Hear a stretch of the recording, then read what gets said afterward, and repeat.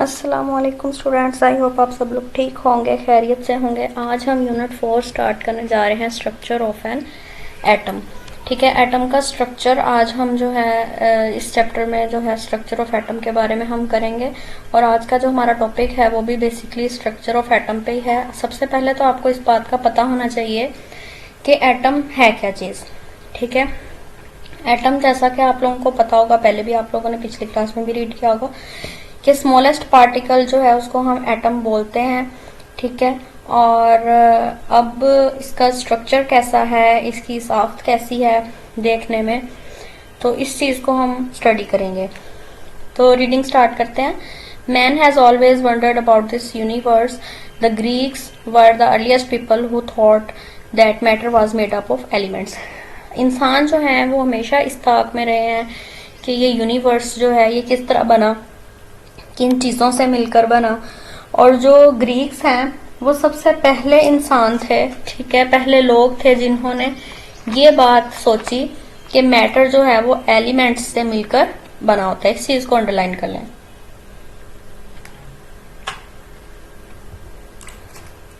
ठीक है, ये आपसे एमसीक्यू में पूछा जा सकता है कि कौन से लोग थे जिन्होंने सबसे पहले ये बात सोची थी कि मैटर जो है वो एलिमेंट से मिलकर बनता है। They believed that all matters in the universe was made up of 4 elements.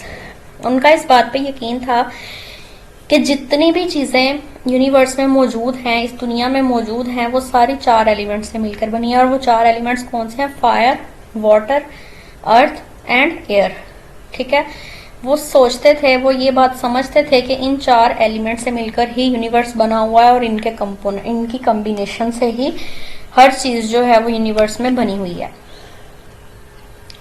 Atoms are so tiny that they can not be seen with naked eye. Naked eye होता है आम आंख। ठीक है, आम आंख से हम एटम को नहीं देख सकते क्योंकि ये बहुत छोटा पार्टिकल है। A Greek philosopher Democritus was the first person who gave the idea about atom. इसको अंडरलाइन करें। ग्रीक फिलोसफर है डेमोक्राइटस, उसका नेम है। वो फर्स्ट पर्सन था जिसने एटम्स के बारे में आइडिया दिया था, जिसने एटम्स को डिस्कवर किया था। He believed something was present in matter that could not be subdivided further. उसने ये बात, उसका इस बात पे यकीन था, ये बात उसने पता चलाई कि मैटर के अंदर एक चीज है जो प्रेजेंट है, जिसको नेक्स्ट हम फर्दर डिवाइड नहीं कर सकते, कि वो सबसे छोटा पार्टिकल है, उसको हम डिवाइड नहीं कर सकते। He called these invisible pieces atomos. ठीक है, उसने उस इनविजिबल पीसेस को क्या नाम दिया? एटमोस का नाम दिया। An English chemist John Dalton, एक इंग्लिश केमिस्ट था, ठीक है, जॉन डेल्टन उसका नाम था।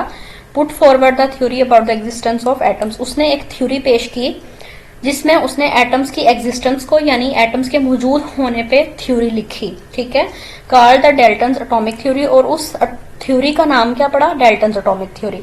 ही introduce the model of atom. और उसने एटम का मॉडल जो था वो इंट्रोड्यूस करवाया। इंफॉर्मेशन बॉक्स है। J Thomson discovered the negatively charge particles are present in an atom. अब जे थॉमसन जो है उसने क्या डिस्कवर किया? उसने डिस्कवर किया कि एटम्स के अंदर नेगेटिवली चार्ज पार्टिकल्स भी मौजूद हैं। ठीक है, और ये आपको एमसीक्यूज में भी पूछा जा सकता है। इन्फो बॉक्स दूसरा है।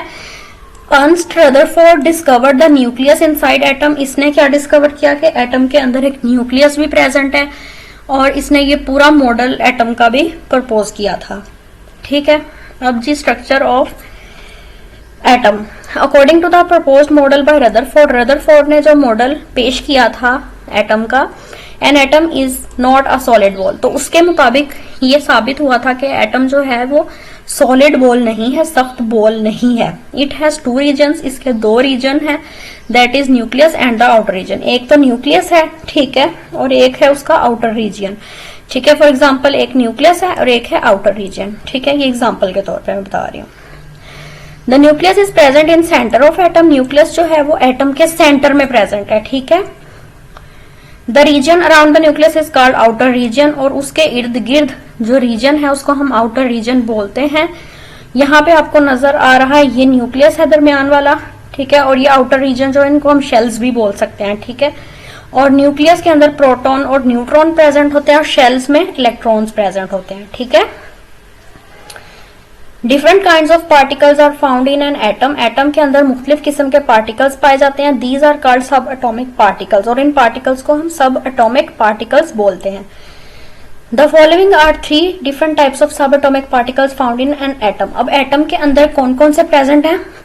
Proton, neutron and electron. ठीक है, जो हमने अभी डायग्राम में देखे भी हैं। न्यूक्लियस के अंदर क्या प्रेजेंट होता है? न्यूट्रॉन एंड प्रोटॉन, और आउटर शेल में जो है वो इलेक्ट्रॉन्स प्रेजेंट होते हैं। तो इन तीनों सब एटॉमिक पार्टिकल्स को हम आज रीड करेंगे। सबसे पहला है electrons. They are present in the outer region of an atom called shells और orbits.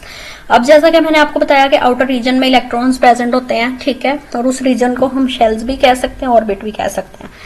Each electron has negative charge on it, ठीक है, और अब इलेक्ट्रॉन पे आपने याद रखना है कि नेगेटिव चार्ज होता है, ठीक है। उसके बाद है proton. They are positively charge particles, ये पॉजिटिवली चार्ज पार्टिकल्स होते हैं, and are present inside the nucleus of an atom, और एटम के अंदर जो न्यूक्लियस प्रेजेंट होता है उसके अंदर प्रोटॉन प्रेजेंट होते हैं। With the discovery of protons it was found that its mass is 1800 times greater than that of electron.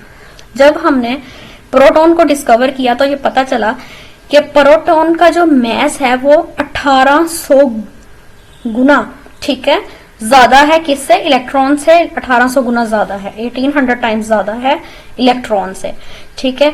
Information box an atom has mostly hollow space because the electrons are far from its nucleus.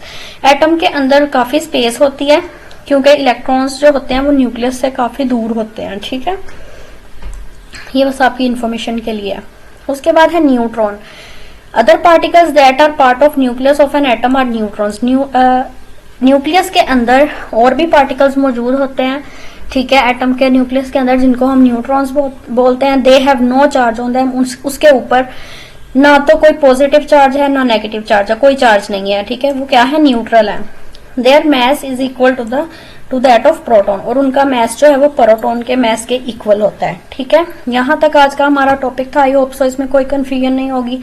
अगर कोई है तो आप question कर सकते हैं, comment करके पूछ सकते हैं मुझसे, ठीक है, तो मैं आपको जरूर जवाब भी दूंगी। और अगर आपको वीडियो अच्छी लगी तो लाइक करें, चैनल को सब्सक्राइब करना मत भूलें। अगली वीडियो में मिलेंगे, तब तक के लिए अल्लाह हाफिज।